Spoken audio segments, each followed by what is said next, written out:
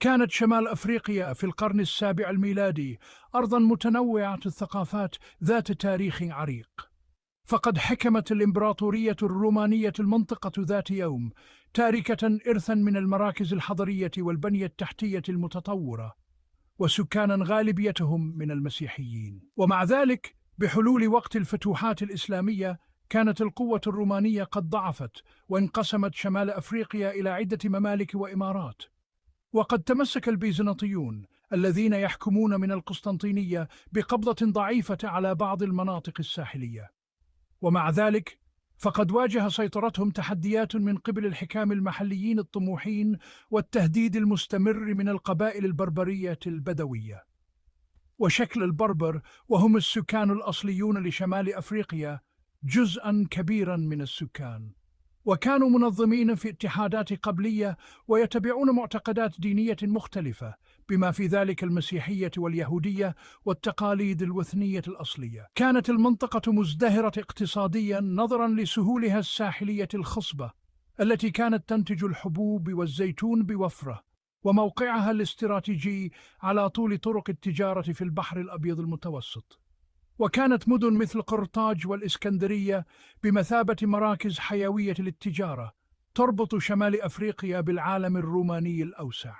ومع ذلك، فإن عدم الاستقرار السياسي والصراعات المتكررة بين القوى المختلفة خلقت جواً من عدم اليقين، وقد مهد هذا الطريق للتغييرات الدراماتيكية التي ستصاحب وصول الجيوش الإسلامية.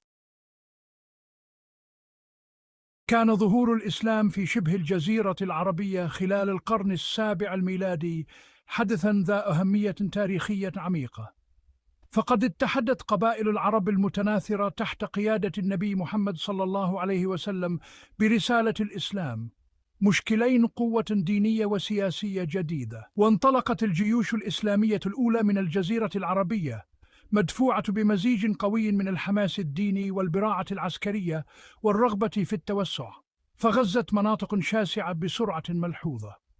وبحلول عام 642 ميلادية، كانوا قد أطاحوا بالإمبراطورية الفارسية العظيمة، وانتزعوا السيطرة على سوريا وفلسطين ومصر من الإمبراطورية البيزنطية. ولم تكن الفتوحات الإسلامية مجرد حملات عسكرية، بل لقد مثلت انتشار دين جديد ونظام اجتماعي جديد وحضارة جديدة. بدأ الفتح الإسلامي لشمال أفريقيا في منتصف القرن السابع الميلادي، بعد فترة وجيزة من سيطرة الجيوش الإسلامية على مصر.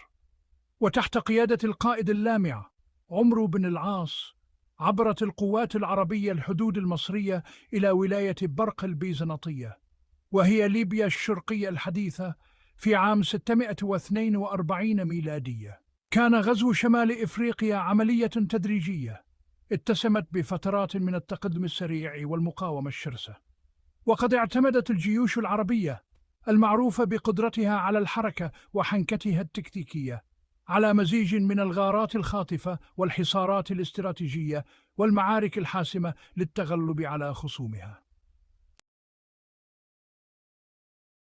لم تعني الفتوحات العربية الأولية أسلمة أو تعريب شمال إفريقيا فوراً وبشكل كامل، فقد واجه البربر المستقلون بشدة تقدم العرب بمقاومة عنيدة، ووفرت التضاريس الجبلية للمغرب قلاعاً طبيعية لمحاربي البربر لشن حرب عصابات ضد الغزاة. وكان كسيلة من أبرز شخصيات المقاومة البربرية، حيث وحد العديد من القبائل البربرية وألحق هزيمة مؤقتة بالجيش العربي في معركة المسان عام 683 ميلادية. وقد أبرز هذا النصر التحديات التي واجهها العرب في ترسيخ حكمهم على تضاريس شمال إفريقيا الشاسعة الوعرة. القسم الخامس: انتشار الإسلام.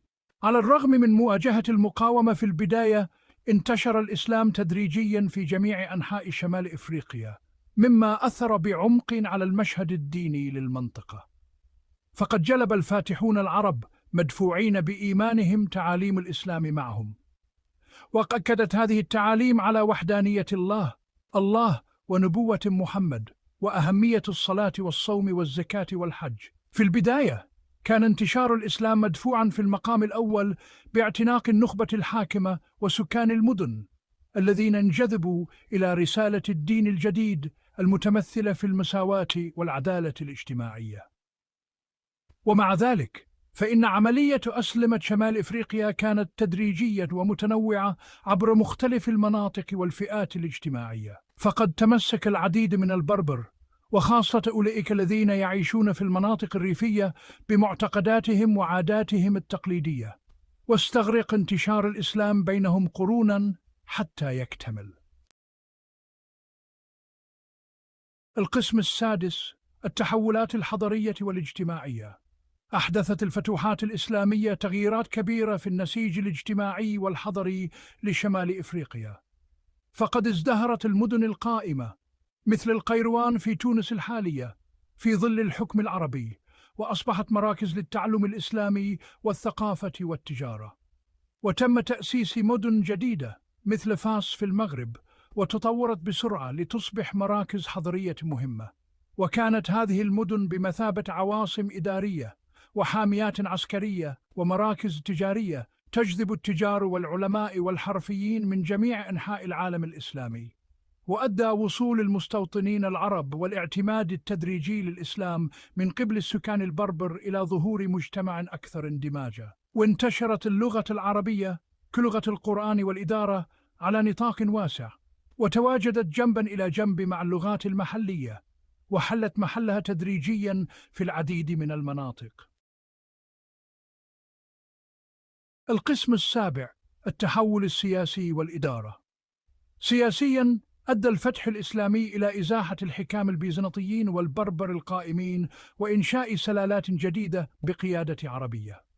وقد حكمت الخلافة الأموية المتمركزة في دمشق شمال إفريقيا في البداية كإحدى ولايات إمبراطوريتها الشاسعة، ومع ذلك واجه الأمويون تحديات في الحفاظ على سيطرتهم على المنطقة البعيدة، مما أدى إلى ثورات وعدم استقرار.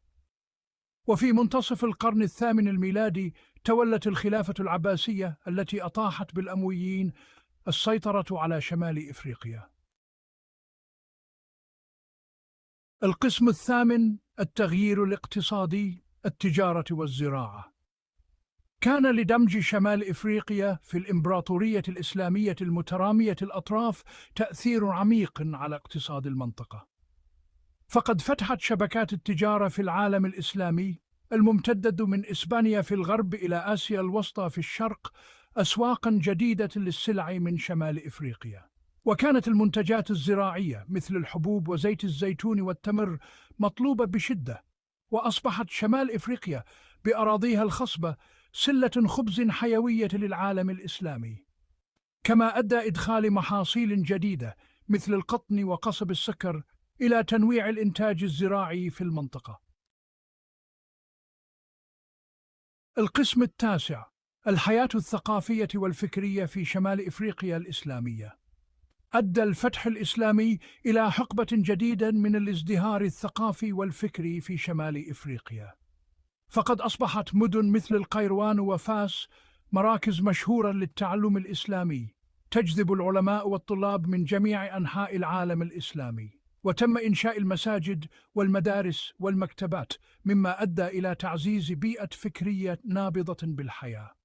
وقدم علماء شمال إفريقيا مساهمات كبيرة في مختلف مجالات المعرفة، بما في ذلك علم الكلام، الفقه، الفلسفة، الرياضيات، علم الفلك. وقد تم نشر أعمال هؤلاء العلماء التي كتبت غالباً باللغة العربية لغة العلم على نطاق واسع في جميع أنحاء العالم الإسلامي. القسم العاشر: الخاتمة، إرث دائم، الفتح العربي وأثره. كان الفتح الإسلامي لشمال إفريقيا في القرنين السابع والثامن الميلاديين لحظة فاصلة في تاريخ المنطقة، فقد مثل تحولا دينيا واجتماعيا وسياسيا واقتصاديا وثقافيا عميقا. وأدى انتشار الإسلام إلى إدخال دين جديد ونظام اجتماعي جديد، مما أدى تدريجيا إلى إعادة تشكيل المشهد الديني لشمال إفريقيا. وأحدثت الفتوحات العربية تغييرات كبيرة في النسيج الاجتماعي والحضري لشمال إفريقيا، فقد ازدهرت المدن القائمة، بينما ظهرت مدن جديدة كمراكز مهمة للتعلم الإسلامي والثقافة والتجارة. وانتشرت اللغة العربية على نطاق واسع، وتواجدت جنبا إلى جنب مع اللغات المحلية، وحلت محلها تدريجيا. سياسيا، انتقلت المنطقة من الحكم البيزنطي والبربري إلى السلالات التي يقودها العرب، وأصبحت جزءا لا يتجزأ من الإمبراطورية الإسلامية الشاسعة. اقتصاديا، تم دمج شمال إفريقيا في شبكات التجارة الإسلامية المتسعة، مما أدى إلى زيادة الإنتاج الزراعي والتجارة. ثقافيا وفكريا، شهدت المنطقة عصرا ذهبيا، حيث برزت مدن مثل القيروان وفاس كمراكز نابضة بالحياة المنح الدراسية الإسلامية والتعبير الفني.